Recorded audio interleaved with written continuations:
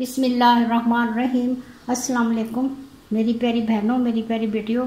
बकरा ईद पर ख़वातीन का टाइम बहुत मसरूफ़ गुज़रता है, क्योंकि जब हम जानवर को कुर्बान करते हैं तो काफ़ी मसरूफियत बढ़ जाती है। तो उसके लिए मैंने एक बहुत आसान सी रेसिपी आपको बताऊंगी, जो कि मैं बीफ पुलाव एक ही पॉट में बनाऊंगी। हमें ना यखनी इलादा बनाने की ज़रूरत है और ना ही हमें ज़्यादा मुशक्क़त करने की ज़रूरत है। इसके लिए मैंने ये बीफ का गोश्त लिया है। जब हम कोई कीमा वगैरह निकाल लेते हैं, ज़्यादातर हमारी यही कोशिश होती है कि हम बोनस से ज़्यादा अलहदा कर लें, क्योंकि कबाब और बारबेक्यू वगैरह भी बनता है तो इसके लिए हड्डी भी बच जाती है। तो इसके लिए मैंने ये देखें बड़ी बड़ी हड्डियों का इस्तेमाल किया है। इसकी यखनी बड़ी अच्छी बनेगी और टेस्ट बहुत बढ़ जाता है। और जो मैंने ये गोश्त लिया इसके साथ भी ये हड्डी लगी हुई है। तकरीबन ये आधा गोश्त है और आधी हड्डी है। इस तरह भी अगर हम चावल बनाएंगे तो बहुत मज़े के बनेंगे। इसके अंदर प्याज जाएगी और मैंने ये एक टमाटर लिया, सब्ज़ मिर्च और खड़े सारे मसाले, अदरक लहसुन की पेस्ट, नमक और धनिया और काली मिर्च। इसके अंदर कोई भी पिसा हुआ गरम मसाला नहीं शामिल करूँगी। खड़े मसाले ही इसके अंदर बहुत अच्छा टेस्ट लेके आएंगे। और इसके अंदर बराबर रेशो के, अगर 3 पाव मेरा गोश्त है तो इसके अंदर बराबर रेशो में ही मैं चावल शामिल करूँगी। बराबर रेशो भी बहुत बेहतरीन रहती है। अगर आपने बड़े का या बीफ का गोश्त लिया है तो उसके अंदर कुदरती तौर पर चर्बी भी होती है और चिकनाई भी होती है। तो ये मैंने एक पीस ये इस तरह चर्बी का लिया है। तो आगे चलकर मैं आपको बताऊंगी कि आपने ऑयल बहुत कम इस्तेमाल करना है इसके अंदर, वरना ये बहुत चिकना हो जाता है और चावलों में बड़ी चिकनाई हो जाती है, जिससे वो खाया भी नहीं जाता। और गर्मी का मौसम है जिसमें सबको बार बार प्यास लगती है। तो इसलिए इत्तेदाल से काम करें और इसे प्याज़ों को बिल्कुल भी थोड़े ऑयल में या घी में फ्राई करें, ताकि हमें आगे से ये चिकनाई मिल जाएगी, जिससे हमारे बेहतरीन से चावल बनकर तैयार हो जाएंगे। सबसे पहले मैंने एक पैन लिया है और इसके अंदर मैं ये ऑयल डाल दूँगी। बस मुनासिब मिकदार में मैंने ऑयल डालना, तकरीबन आधा कप इसके अंदर ऑयल जाएगा। और ये मैं स्लाइस में कट किए हुए प्याज डाल दूँगी इसके अंदर और इसे फ्राई करूँगी। ये देखें दरमियानी आंच पे मैंने इसे बहुत कम ऑयल में फ्राई किए है। और ये देखें थोड़ा सा ये हल्का हल्का ब्राउन भी है, इसमें से वाइट भी नज़र आ रहा होगा। इस तरह का ही मुझे चाहिए, क्योंकि मुझे थोड़ा सा कच्चा प्याज भी चाहिए और थोड़ा सा ब्राउन भी चाहिए। अब मैं इसके अंदर ये मीट शामिल कर दूँगी।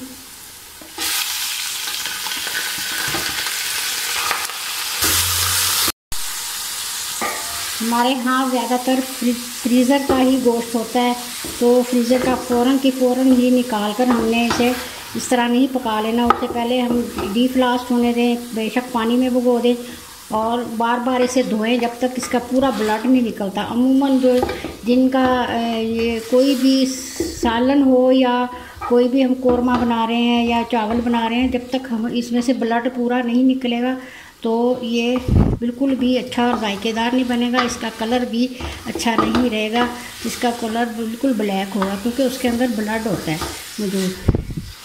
तो वैसे भी ब्लड खाना सही नहीं होता जो हमारे खानों में शामिल हो जाता है। तो इसलिए हमें अच्छी तरह गोश्त को धोकर डीफ्लास्ट करके फिर ही डालना चाहिए। अगर जमा भी हो तो धुला भी हो, उसके नीचे ज़रूर ब्लड आया होता है, एक जगह इकट्ठा हुआ होता है। ये देखिए मैंने इसे इस तरह भून लेना है, इसे इसका कलर चेंज होने तक। और ये जो ब्राउन प्याज है इनका जब तक इसके ऊपर कलर नहीं आ जाता। ईद के दिनों में जब मेहमानदारियाँ होती हैं और गोश्त भी संभालना होता है, लेना देना भी होता है, तो उसके अंदर जब मसरूफियत ज़्यादा बढ़ जाती है, जब किसी मेहमान ने आना या घर के लिए हम बना रहे हैं, तो इस तरह हम बनाकर आसानी से इसे तैयार कर सकते हैं। ये पुलाव बनकर बहुत मज़ेदार बनता है। इसके अंदर ये मैं खड़े मसाले सारे ही डाल दूँगी। इसके अंदर तेज़ पत्ता है, बड़ी इलायची है, दालचीनी है, लौंग है, काली मिर्च है और बादियान की 2-3 कलियाँ हैं।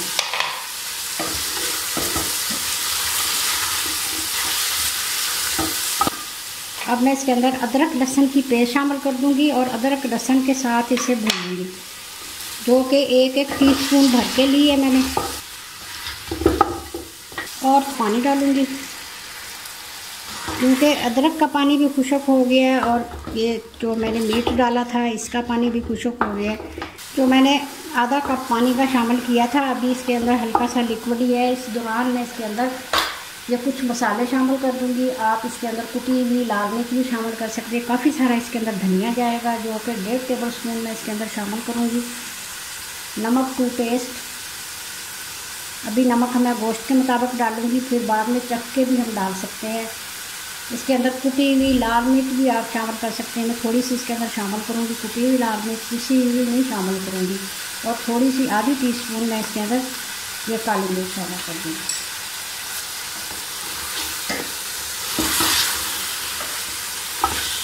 और हाथ में इसके अंदर ये टमाटर भी डाल दूँगी।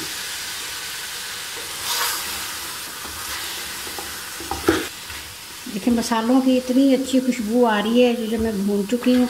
जिसमें खड़े मसाले भी डाले थे और धनिया पाउडर भी डाला है, काली मिर्च भी, क्योंकि पुलाव ज़्यादा स्पाइसी नहीं होता। पुलाव हल्का सा माइल्ड सा स्पाइसी होता है, बहुत कम। पहले तो बिल्कुल भी साबुत काली मिर्च ही शामिल करते थे, कभी भी मतलब इस तरह पिसी हुई नहीं शामिल करते थे। अब थोड़ा सा स्पाइसी खाने के आदी हो गए हैं, तो फिर बिरयानी वगैरह तो इसलिए हमें थोड़ा सा ऐसे स्पाइसी रखना पड़ता है। अब देखें ये टमाटर भी हल हो गए हैं। अब मैं इसके अंदर पानी शामिल कर दूंगी। इतना पानी शामिल करूंगी कि ये गोश्त गल जाए। अगर आपके पास कुकर है, कुकर में गलाना चाह रहे हैं तो ये कुकर में भी प्रेशर दिया जा सकता है। इस स्टेज पे आपके ज़हन में होना चाहिए कि अगर हमारे पास टमाटर नहीं है तो हम दही शामिल कर लें भूनते वक्त। अगर हमारे पास दही भी नहीं है तो हम इसके अंदर 6 से 7 अदद इमली की ये गुठलियाँ डाल सकते हैं, इमली डाल सकते हैं। तो इस तरह हम अपना काम चला सकते हैं। ज़रूरी नहीं है कि ये टमाटर नहीं है तो फिर हमने टमाटर ही डालने हैं। तो हम घर में पड़ी हुई चीज़ों, मौजूद चीज़ों से ही हम इसे अच्छी तरीके से बनाकर तैयार कर सकते हैं। खटाई क्योंकि इसके लिए ज़रूरी है पुलाव के अंदर, तो मेरे पास टमाटर बड़ा सारा मौजूद था, मैंने वो डाल दिया है।